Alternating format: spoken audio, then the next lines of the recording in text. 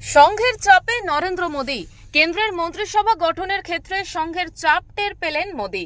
প্রাথমিকভাবে মোদী শিবিরের পরিকল্পনা ছিল মোদী বিরোধী হিসেবে পরিচিত রাজনাথ সিং এবং নীতিন গডকরির ডানা ছেঁটে দেবার, কিন্তু দলকে এককভাবে জিতিয়ে আনতে ব্যর্থ হওয়ার পর মোদীকে এখন ঢোক গিলতে হচ্ছে।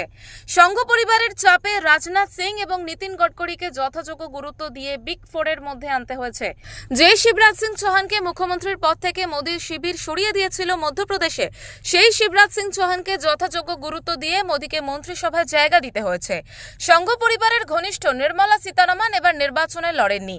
কারণ হিসেবে বলেছিলেন তার নাকি ইলেকশনে লড়বার মতো টাকা নেই। সূত্রের খবর, নির্মলা সীতারামনই নাকি কেন্দ্রের অর্থমন্ত্রী পদে ফেরত আসছেন। তবে নরেন্দ্র মোদীর পক্ষে একটা মর্যাদার ব্যাপার, চন্দ্রবাবু নাইডুর চাপ সত্ত্বেও অমিত শাহকে স্বরাষ্ট্রমন্ত্রীর পদে রাখতে পেরেছেন। আগামী দিনে মোদী পরিবার সংঘ পরিবারকে চাপে রাখে নাকি সংঘ পরিবার মোদীর ওপর চেপে বসে, সেটাই দেখবার।